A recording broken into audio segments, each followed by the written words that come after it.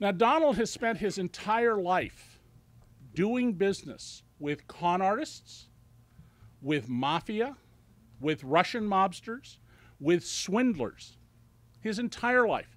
Not surprisingly, since his father, Fred Trump, a very industrious guy who also was a profiteer on post-World War II housing projects, had a business partner, Willie Tomasello, who, according to law enforcement reports and the New York State Organized Crime Task Force, was an associate and a front for the Gambino and Genovese organized crime families.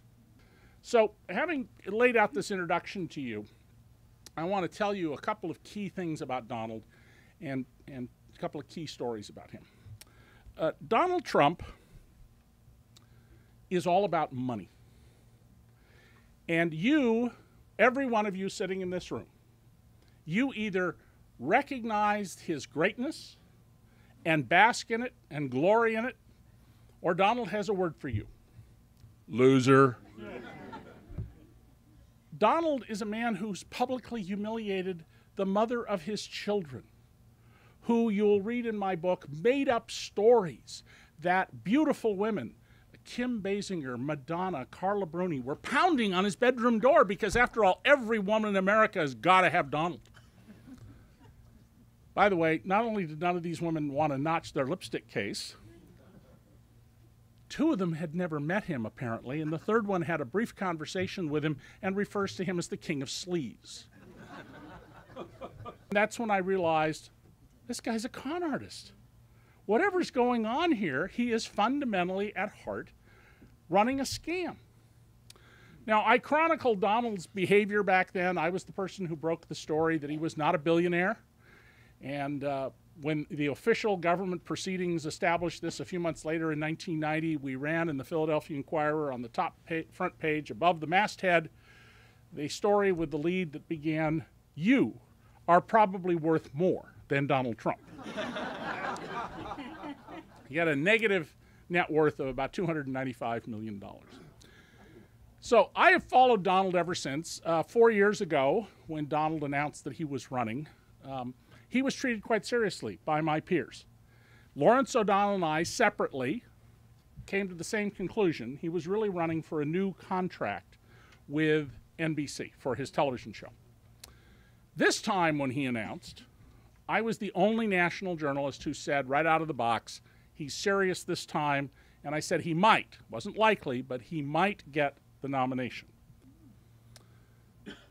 So Donald, not unsurprisingly, after graduating from college, where, you know, he keeps saying nobody's ever seen President Obama when he went to Columbia. Like, you know, the women who've been interviewed about the dates they went on with him and the people who played basketball with him. None of those people apparently exist to Donald. Hardly anybody saw him at Penn, although I did interview Candace Bergen, who told me that they did go on a date which, as she put it, ended early.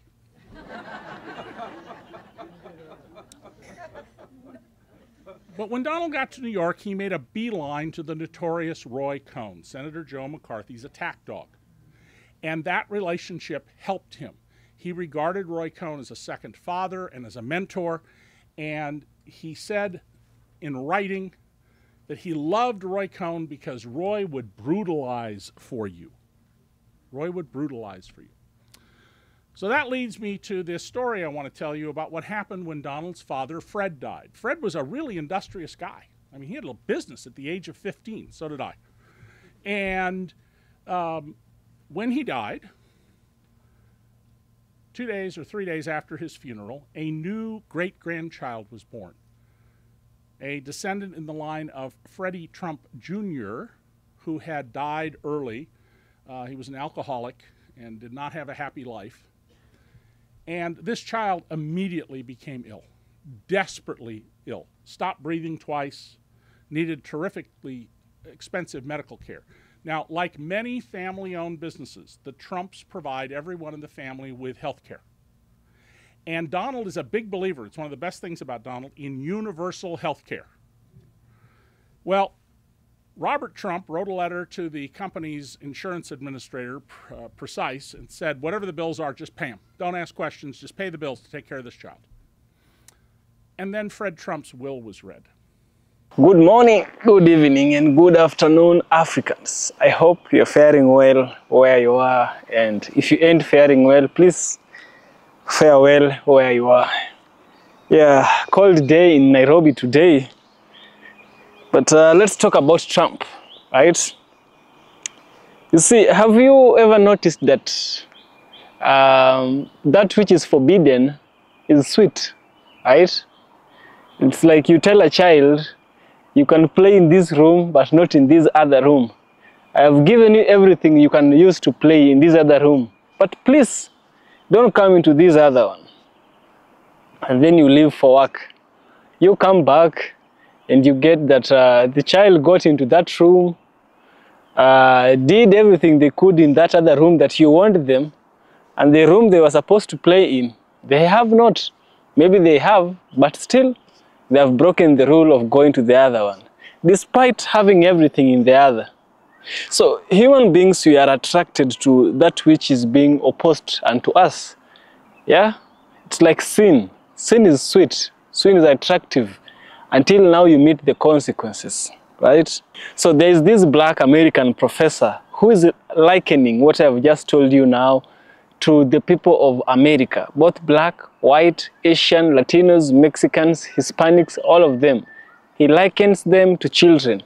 Children who are being warned not to go to a certain place, but still they choose to go. Give it a perspective, you know that we have the MAGA voters, and also we had the Democrats. The MAGA voters are the Republicans, right?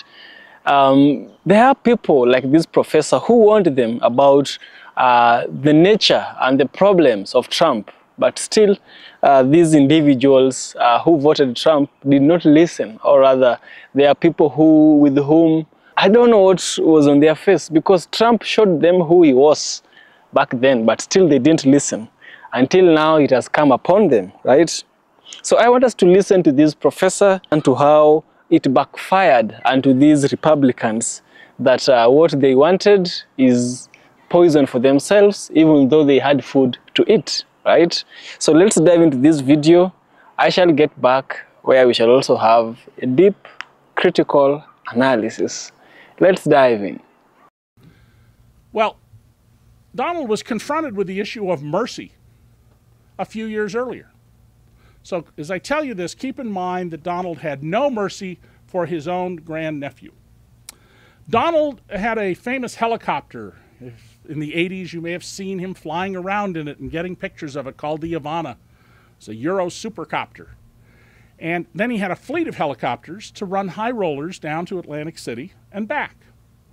And these copters were provided and managed by a guy named Joe Wexelbaum, a convicted felon, an associate of mob families. There were lots of companies that had helicopters. There were better financed companies than this one, but this is who Donald chose.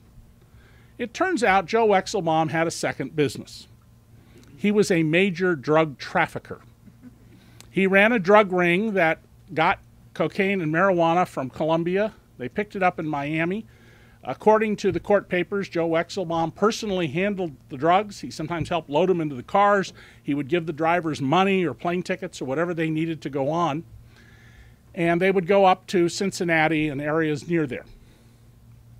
He was indicted in the fall of 1985.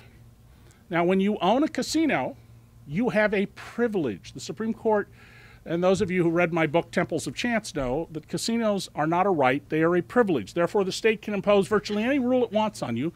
And the state of New Jersey said you must prove by clear and convincing evidence that you can pay your bills on time, that you are morally fit, and that you do not associate with criminals.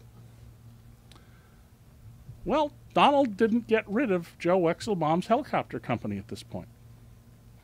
Joe Wexelbaum then agreed to plead guilty. The DEA had him cold. And he asked that his case be moved either to Miami, where the drugs began and he had a home, or New York City, where he lived. The case instead was moved to New Jersey, which neither the prosecutors nor the defense lawyer have ever been able to explain.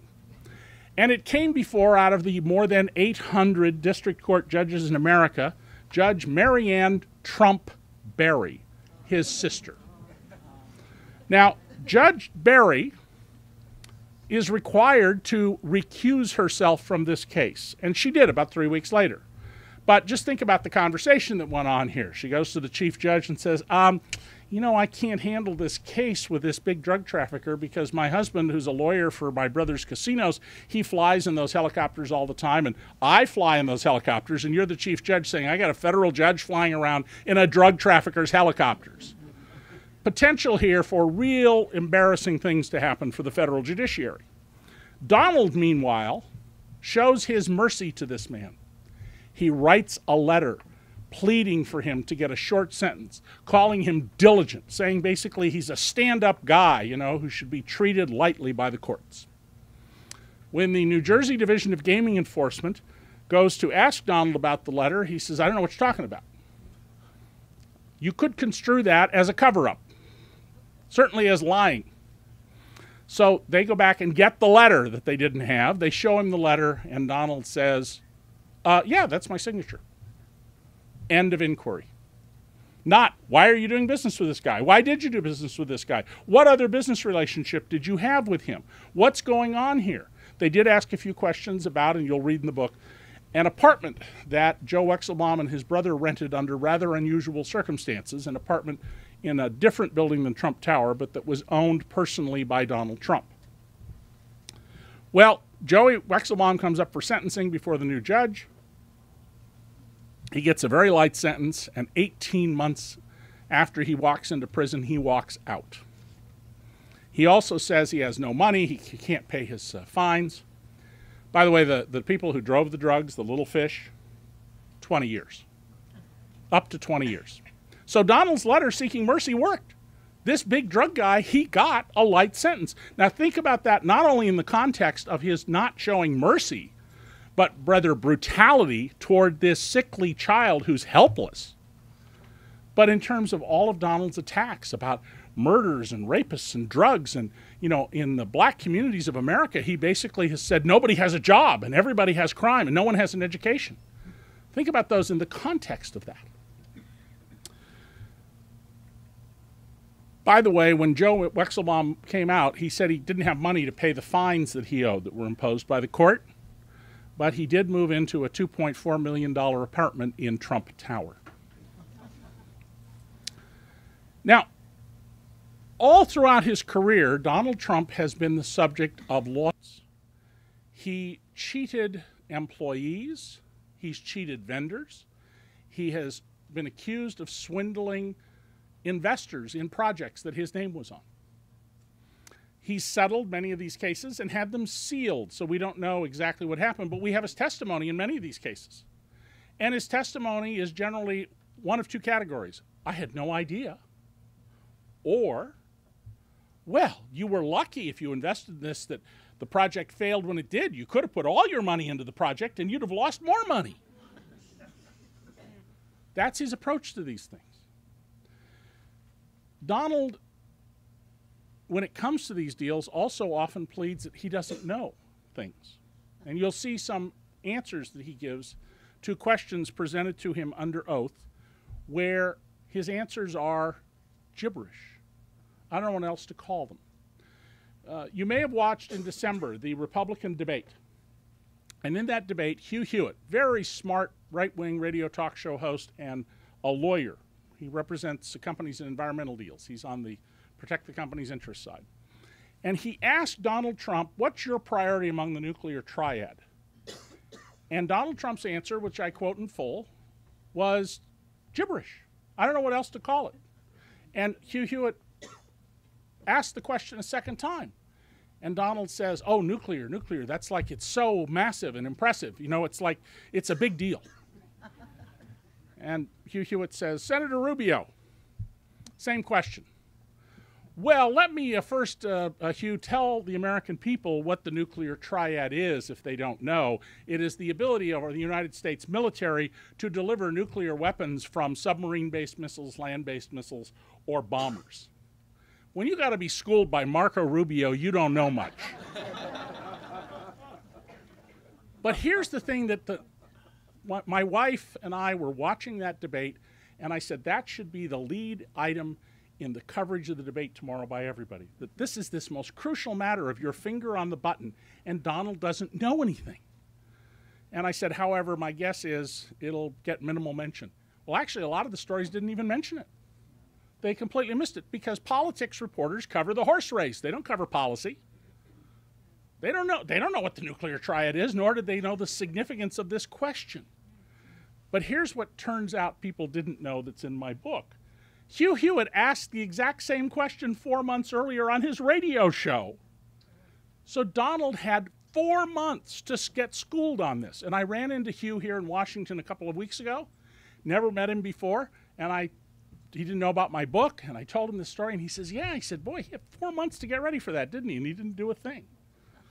Donald doesn't know anything. All you have to do is actually step back and listen to what he says. I'm going to tell Nabisco and Ford they can't build a factory in Mexico. It's not within the powers of the President of the United States to go around telling corporations where they're going to spend their money. And where are the principled conservatives on this issue? Can you imagine if President Barack Obama came out and said that? Donald Trump, through his companies, owes millions and millions and millions of dollars to the Communist Chinese Bank of China, which is essentially controlled at the end of the day by the 9 thugs who lead the government in Beijing. Can you imagine what would happen if Hillary Clinton, it turned out, had a credit card from the Bank of China? Donald Trump has received millions and millions of dollars from Russian oligarchs. One of his sons has said, oh yeah, they're one of the biggest sources of money that we have. I don't know how many of you saw, but there was a really terrific, well-done story in the New York Times a few days ago about all the people who are enemies of Putin, either oligarchs or journalists, who've been murdered. And down in the story was this little line that the Duma had passed a law so that Putin could kill people outside the country. Now, we've killed a few Americans outside the country, but they're people who've declared themselves enemies of the state. And you can argue whether that's right or wrong, but look at what Putin's doing. They're poisoning people and poisoning innocent people in some cases, having people shot. If you're an oligarch in Russia, you're either a friend of Vladimir Putin, or you're in jail, or you're living in fear and trying to get out of the country. Donald Trump keeps advancing Vladimir Putin's objective: weaken or destroy NATO. Imagine what would have happened if we had had George W. Bush saying, hey, you know, we should just weaken NATO. The trouble he would be in over this. The most important thing, and the reason I wrote this book, is that Donald Trump is a master at a couple of things. He is a master at setting up business deals in which he puts up no money. He never had $1 invested in Atlantic City. And extracting money from these deals. That's why his Atlantic City casino business was among the first to fail. There are profitable, successful casinos in Atlantic City right now today. But Trump's name will disappear on October 10th from the last casino because he had badly run places, and instead of investing in the business and growing the business and doing what, and I'm somebody who has co-founded a little business, peanut business, but 25 workers. We reinvest in the business so it keeps growing to create wealth. Donald Trump, pull money out as fast as you can. Pay no attention to the welfare of the business. Just get cash. When Donald Trump filed bankruptcy and stiffed all these contractors, some of whom their businesses failed, many of whom for years struggled to keep the doors open because they felt an obligation to their employees, Donald demanded big, huge fees be paid to him during the bankruptcy, or he would tie them up in litigation. And so they paid him. Until in the 4th bankruptcy, they paid him to go away. Donald is the most masterful manipulator of the conventions of journalism I have ever seen. Donald understands, first of all, that most journalists are very good at accurately quoting people and accurately getting other sides of the story and quoting them, but have no deep understanding of what's going on. And he exploits that. He knows that the tabloids, especially Rupert Murdoch's New York Post, have no real regard for any set of facts. They'll take a good story any day of the week. So he plants a story that his longtime mistress, whom I knew about long before anybody wrote about her, but I didn't regard it as a story. Billionaire has mistress. No, plane takes off in Washington, lands in LA. Not a story in either case. he plants this story with a big picture of his smiling face on the cover of the Post, best sex ever. Marla Maples, by the way, as you'll read in the book, has disclaimed that statement. She didn't make it. He creates this image of himself as this Midas. It's all a fraud. It is a fraud. There's nothing there. And I know some of you are going to want to ask, how much is he worth? And I'm going to tell you, I don't know, but I know he's not worth, as he said in a matter of days last year, 8.7 billion, 10 billion, more than 10 billion, 11 billion. What I do know is what Donald said under oath when he had to answer questions about how much are you worth. And he said, well, it depends on my emotional state. And the lawyer goes, excuse me, the lawyer who is now the head of enforcement at the SEC. And he asks a little further, and Donald says, well, yeah, I mean, it depends on how I'm feeling that day. That's, you know, what's happening in the world and how my mood is. That's how I determine my net worth. Now, if this guy wasn't running for president of the United States, I think we'd all agree, that's crazy. That's absolutely crazy. That is, nobody does it that way. And throughout his life, Donald has gotten away with this because almost nobody challenges him. Wayne Barrett, probably the best reporter who ever worked in New York City, who got onto Donald very early on and wrote about him at length in the Village Voice, and who, despite working at the Village Voice, had the most extraordinary law enforcement sources of any reporter I've ever known. And I, and a guy named Neil Barsky at the Wall Street Journal, until Donald pulled a trick on him and he got fired, we're basically the only people really examining Donald. Everybody else, he was a good story. What are you going to go do a bunch of work for? Donald said this thing, and it's a good story. And we would say, yeah, well, let's go look up the records. And we would question what was going on there. So before we go to questions, I want to get across to you that the person you have seen, the image created by Donald Trump with the complicity of our major national news organizations who are utterly failing in their duty with a few notable exceptions. The Washington Post has tried pretty hard. One TV reporter, Katie Tur, has at least asked the tough follow-up questions on him.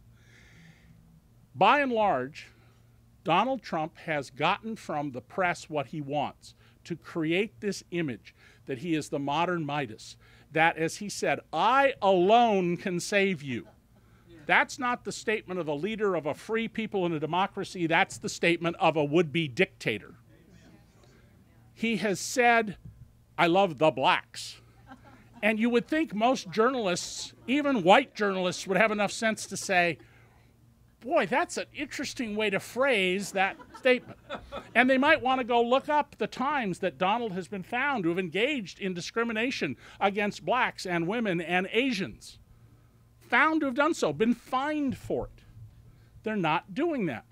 Why is he on all the time? Why has he gotten what by the last measure I saw, was more than $4 billion of free media? Because he's like a train wreck.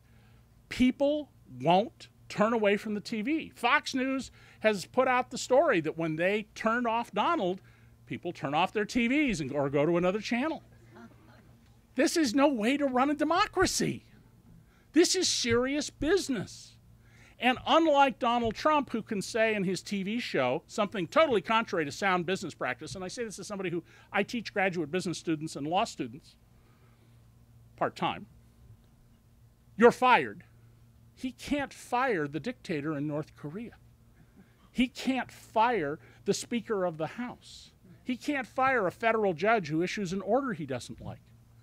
Donald Trump tells you he has this sort of vague plan. He's going to build a wall. He's going to get the trillions of dollars, or certainly many hundreds of billions of dollars needed, however he does it, because he's changed slightly now, to round up people in the country illegally. Not the people, by the way, I describe in my book who worked for him and who he cheated out of their wages, but round them up. And other things he's discussed, that he can't do it unless Congress passes legislation allowing him to do that and providing the money. Have you ever heard of a president of the United States picking a fight with the Speaker of the House and then appointing to run his campaign a guy like Steve Bannon, who says at Breitbart that Paul Ryan is a double agent for Hillary Clinton?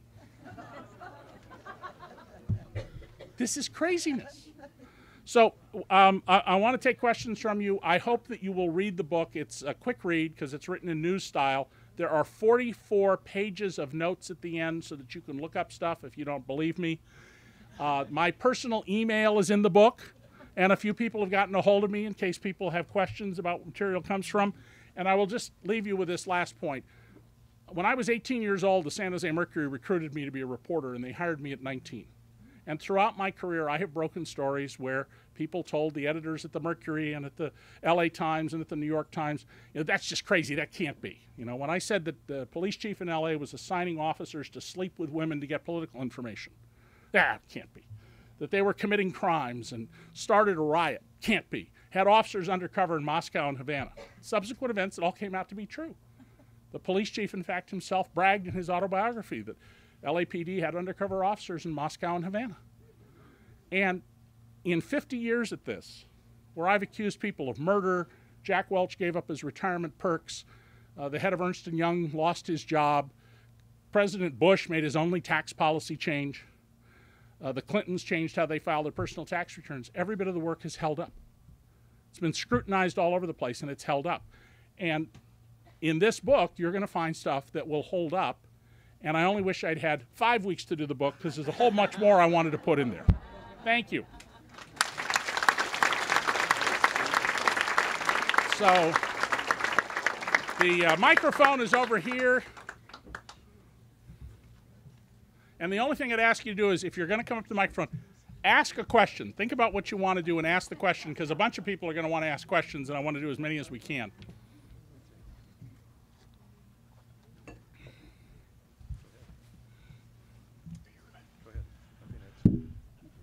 You make a very persuasive case, completely persuasive. Why has the Republican Party allowed Donald Trump to be where he is today? Because Donald got the votes. I mean, it's as simple as that. But what you're seeing on a broader scale is parties are not important anymore. What's important, and Citizens United really hammered this home, is it's the people who are financing the campaigns, these very narrow groups of people in the country who are financing campaigns. Parties don't have discipline. When the German TV interviewed me, and I haven't been on ABC, NBC, or CBS. I've been on all these national shows in Australia and Canada and Germany and France about the book. One of the correspondents said to me, you know, if a minor backbencher said just a few of the things Donald said, the party would discipline this person. If that didn't work, they would get him out of there. I don't want you to have to stand any longer. Party has no power here. And so that's what's happening. And I think you're going to see a major realignment. I mean, I've said in the past, this may be the end of the Republican Party as we know it, the way the Whigs went away in 1856. But they're going to have a major realignment. And those Republicans who have not separated themselves from Donald Trump, Glenn Beck said the same thing last night on Lawrence O'Donnell that I've been saying. I don't know how you get the stench off after the election. It's like permanent skunk juice. So. Go ahead. Go ahead, please. Sir. Two quick questions. There is a book that came out, 6 months ago that was a political biography. I'm sorry, a political campaign biography by Trump. And I'm sorry, I've forgotten the name of it. I've got all of Donald's books, and I've read them. Yeah, you must have it. It was originally called Crippled America, but he's retitled it. Yes, I think it's retitled.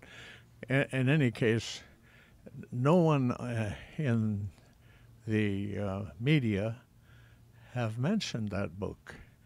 And okay, I'm so really why is the puzzled. book not getting mentioned? Yeah. It actually got a fair amount of coverage when it came out.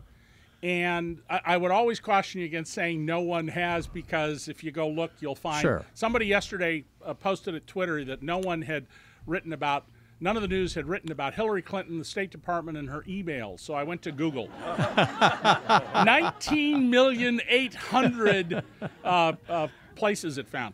But I think it's gotten relatively little attention, like most books do like this, because they're written for the audience of supporters, and they're not serious tracts. Okay, I mean, we've had a few rare exceptions. Barack Obama's book that he wrote, I think, was one of the very few exceptions to having a serious book. So, and the other other question is, can you predict what the new Trump that they're trying to invent now? Yeah. How successful might he be, and Okay. what are they? I am not a politics reporter, so I have absolutely no idea about that. But let me be clear: when people argue around Trump, you know, you're going to see the new Trump. I saw a little snippet on TV one day, just by chance, where there were a group of middle-aged women talking about Trump. It may have been The View or a show like that, and one of them said, "Yeah, well, this is like your." And remember, these women are like 45. It's like, you know, your girlfriend says, "Oh, I found this guy, and we're going to get married. And after we get married, I'm going to change him, and he's 70 years old." Sir.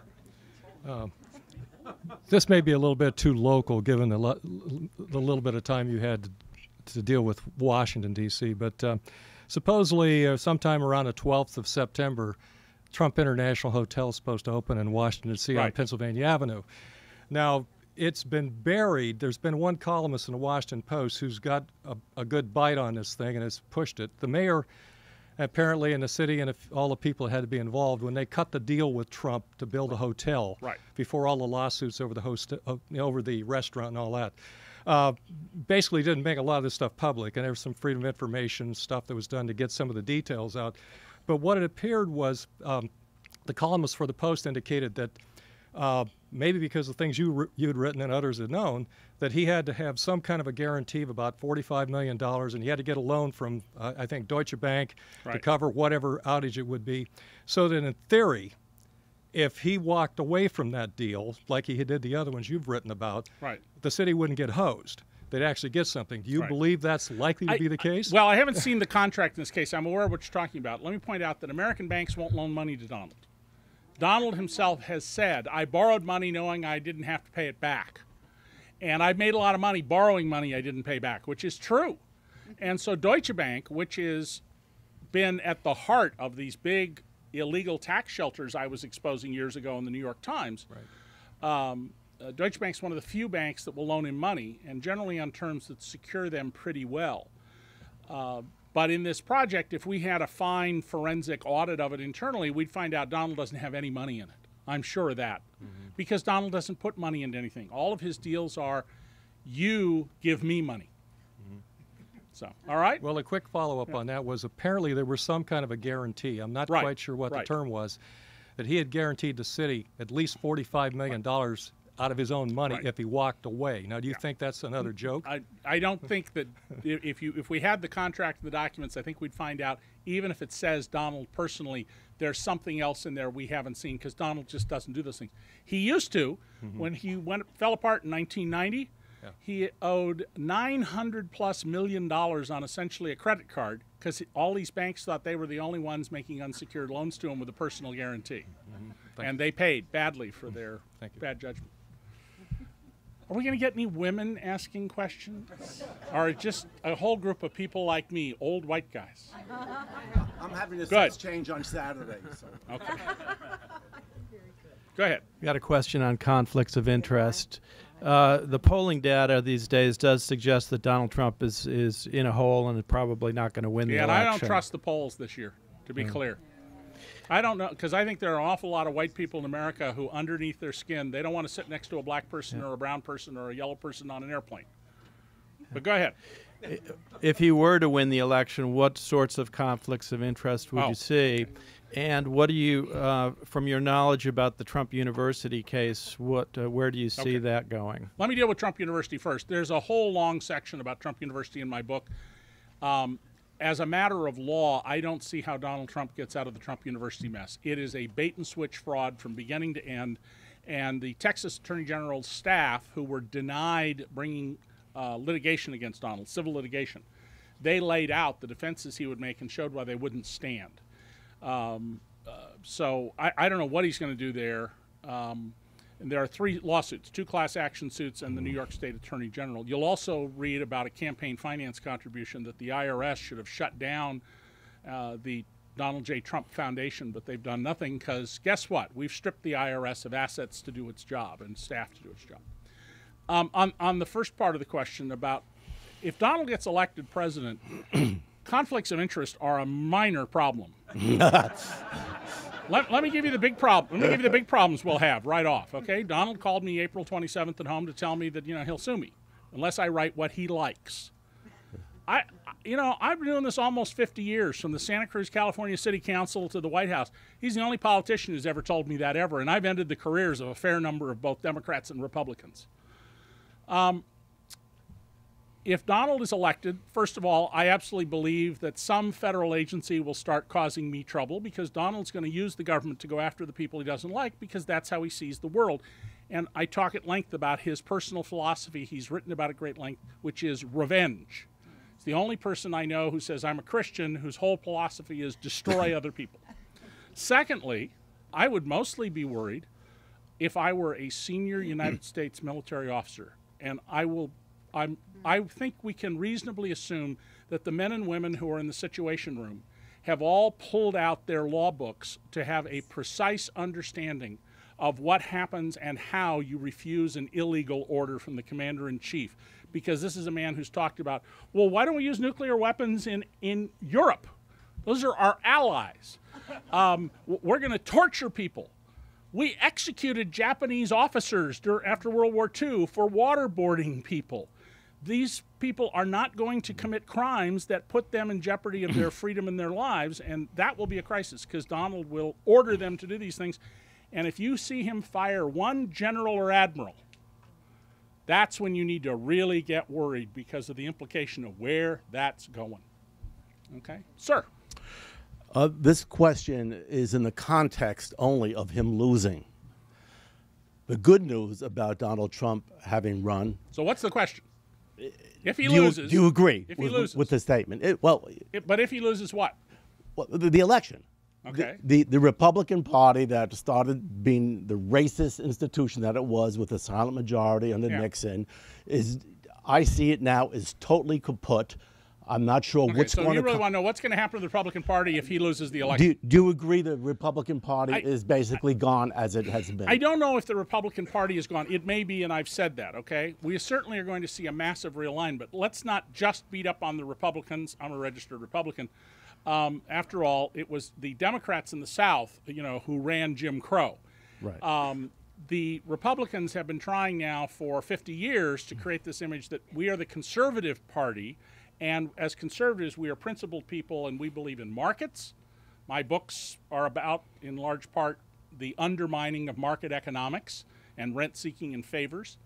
That we are not racists, and that we are not xenophobes. And, Donald Trump's completely undone 50 years of efforts to sell that message, because it's not saleable right now. And I think you're going to see a huge crisis after the election if he loses, and an effort to figure out what do we do and where do we go. But none of that will matter unless we stop what's happened in campaign finance. And Citizens United is the worst part of that. Chief Justice John Glover Roberts is wrong about this. The founders wrote at length about their concerns that inequality would destroy America, and I've written about this. You can look up my pieces in Newsweek and elsewhere about it. The founders were worried that money would lead to a society in which the business aristocrats would set up rules and persuade people who were workers only. That is, they had no property. They didn't own tools. They didn't own land.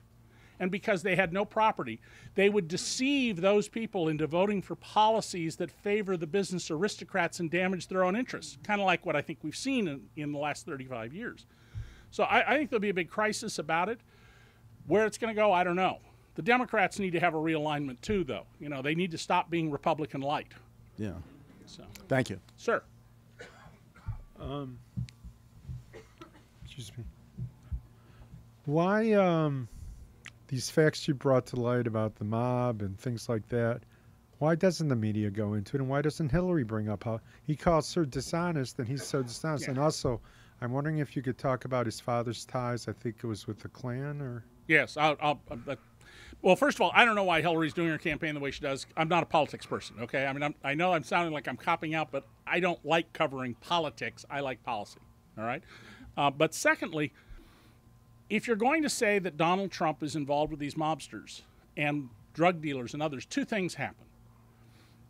I've had a number of TV shows call me and they say, well, we need to have somebody from the other side. And I've said, okay, and they can't find anybody. And the Trump campaign, I say, well, call the Trump campaign, tell them I'm going to be on, ask them for a surrogate. Well, they don't want to participate. Well, you know, if you're not going to participate, that shouldn't allow you to kill the story, okay? And they all have libel concerns, even though this is in the public record. This is court documents, Donald's own testimony. And the reality is that the news business has shrunken down. The fastest disappearing white-collar job in America, or virtually the fastest, in the last 15 years has been journalist. And newsrooms have been shedding people like crazy. I went back to the New York Times newsroom not so long ago, and it was 2 o'clock in the afternoon, and I thought, preceding Donald Trump's famous remark, I could fire a shotgun off in this place and not hit anybody. I mean, there's a lot of people there, but it's shrunk. And with that shrinkage, there's a lot more concern about having money diverted from news to litigation, and a view that the public doesn't want aggressive journalism. And if there's any message, by the way, the American people have given top journalists, the top editors and publishers, it's, we don't want you doing what I do. We don't want you doing this because it upsets us. It tells us things that we don't want to know. We want to believe what we believe. So, all right? About the Klan? Oh, the Klan. Thank you. I'm sorry. In 1927, about 1,000 guys in white robes and supporters, mostly people who were supporters, got into a pitched battle with New York City police in Jamaica, Queens. The newspapers at the time reported, and in those days when you were a cop, when you went to the cop shop, you know, they gave you the arrest reports and everything else, that among the people arrested was Fred Trump. It gave his address in Queens. Donald told the New York Times, and this is in the book earlier this year, well, no, that wasn't my father. That was somebody else. He never lived at that address, and there were no charges, so you shouldn't write about it. If there were no charges, you shouldn't write about it. You know, you're not supposed to write about it if there were no charges, but I don't think it was him. Well, it was him. It was his address. The public records show it's his address. And the idea we shouldn't write about something unless there's a criminal charge, I don't think I've seen him apply that to Hillary Clinton. Okay? So, next, sir. So what do you we've think? at least moved out of the old white guy zone now. All right. No gray hair. I'm not really that white. But no, I said we moved out of it. Yeah. So why do you think there is a sudden rise in Ahmadinejad-style politicians, not just in democracies, non-democracies, everywhere? Right, all around the world, we're seeing the rise of Why is it that all around the world we're seeing fundamentalist religious leaders? Modi in India, who's a fundamentalist Hindu. In the Muslim world, although I would argue, because I actually read Debik, the magazine of ISIL, that they're apostates. They're not Muslims. But all around the world we're seeing this. We're seeing it among Christians. I think it's because the speed at which human knowledge is changing things, people aren't equipped to cope with. I think that people are looking for some, what's coming, and they're uncertain. And world economics are changing, and the rise of the internet, which has eliminated enormous numbers of jobs in the world and is going to eliminate a lot more jobs in the world by making things more efficient. But I have a little saying, inefficiency creates jobs. It's leading people to be fearful, and the nature of how we do television news, if it leads, it bleeds. People think there's a lot more crime out there than there is. We have very, very low crime now compared to the 1980s, compared to the 60s, compared to the 20s.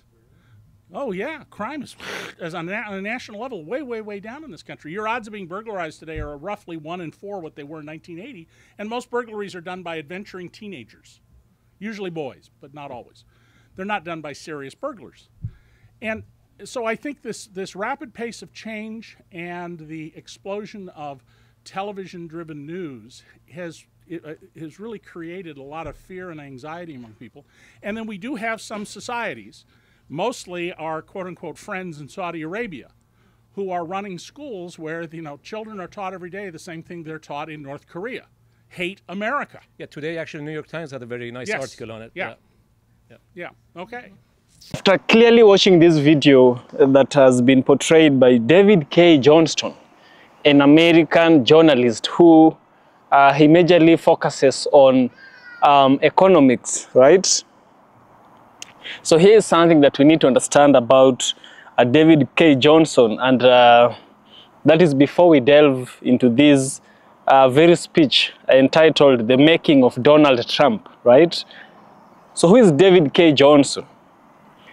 David K. Johnson has spent his career following paper trails most people would prefer remain hidden, right? In the speech in the making of Donald Trump, he takes the reader deep into the underbelly of a man who would rise into real estate notoriety to be the president of the United States of America. But Johnston's work is not simply about Donald Trump, the man. It is about what happens when a nation's institutions, media, and public memory allow patterns of corruption, racial exclusion, and self-enrichment to flourish unchecked.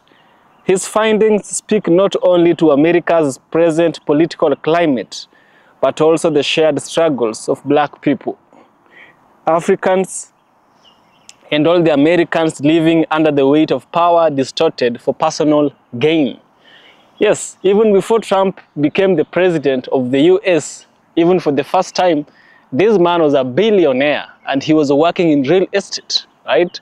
So David K. Johnson is trying to show us an image of transition, right? From a man who is owning a real estate to becoming the president of the most powerful nation in the world. And he tells us that maybe he got himself there for some selfish reasons, right? The selfish reasons that he has explained, right? So from the outset, Johnson makes clear that Trump's history is inseparable from that of his father, Fred Trump, a man whose business dealings were investigated for systemic racial discrimination. The elder Trump's real estate empire was built with the help of federal subsidies, right? Yet operated on a policy of denying Black renters access to housing.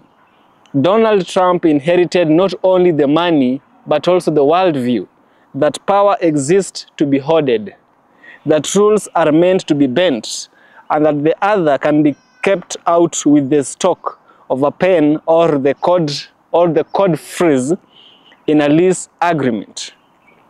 This early history matters because it foreshadows how race and exclusion would remain silent partners in the Trump brand. Johnston's portrait of Trump is not a one-time snapshot, but a composite of decades. It follows Trump's ventures through the glittering facade of casinos in Atlantic City, where the business model was built less on sustainable economics than on spectacle, borrowed money, and as Johnson documents,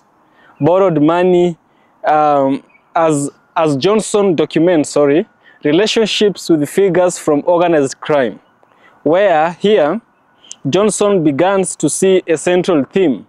Trump thrives in murky waters where accountability is diffuse and power comes from controlling the story more than controlling the truth. The media, David K. Johnson says, often played along, treating Trump as an entertaining sideshow instead of subjecting him to sustained scrutiny. This failure was not harmless. It allowed a public persona to harden into a political viability, right? For Black Americans, Johnston's revelations are not just about Trump. They are a mirror of the broader American system in which racial inequality is not incidental, but structured into the way wealth and influence are accumulated. Trump's housing discrimination cases are not isolated. They echo the long history of redlining, predatory lending, and urban policy decisions that have hollowed out Black communities.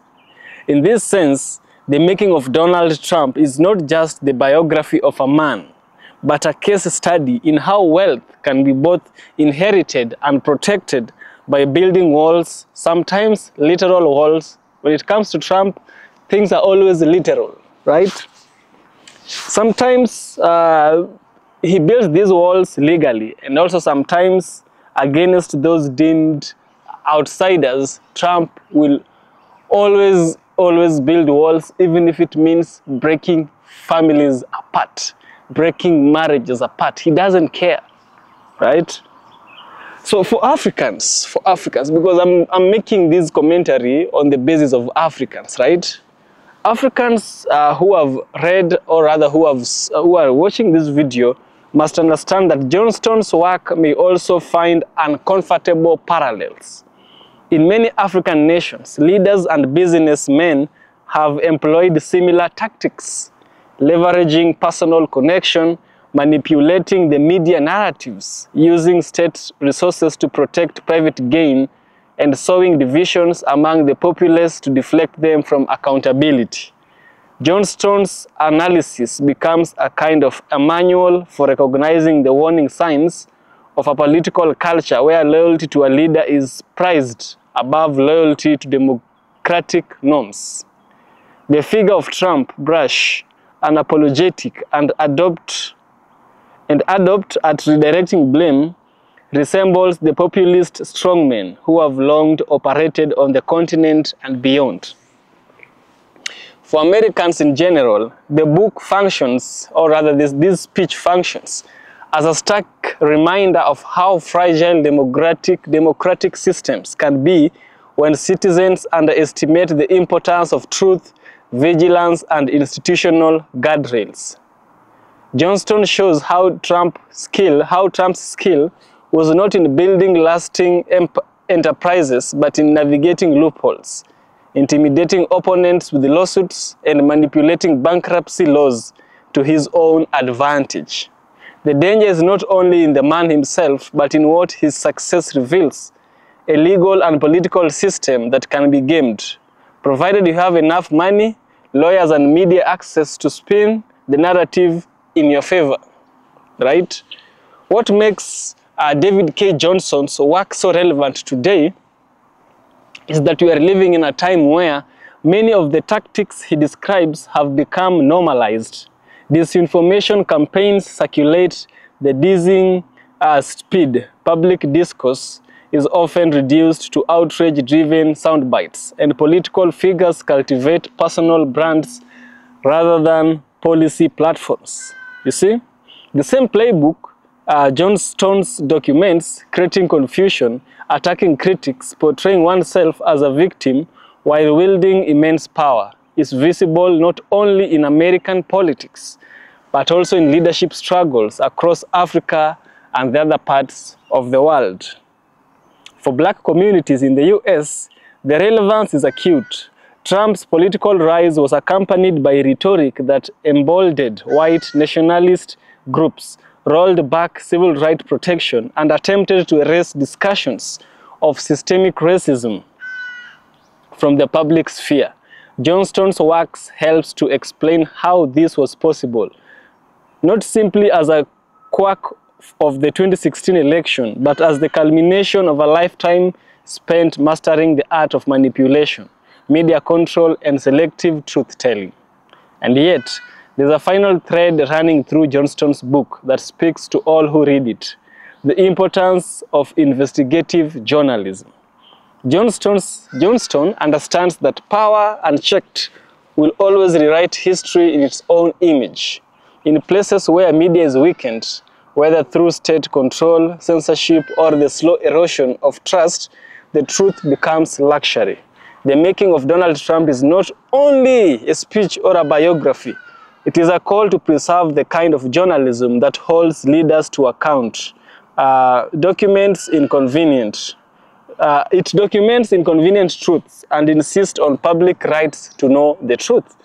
You see, in the end, Johnston's work is as much about us, the audience, as it is about Trump. It asks us to consider how easily we can be distracted by spectacle, how quickly we forget the lessons of history, and how deeply corruption can take root when the public is lured into thinking it is powerless.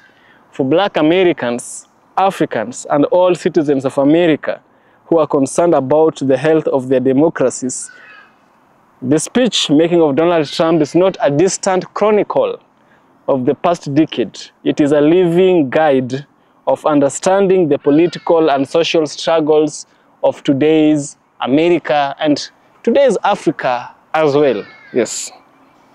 So guys, that was my deep critical analysis, as I've told you. If you have any thoughts, be sure to subscribe, be sure to share them on the comment section. I'm willing to hear from you. See you in the next one and stay positive.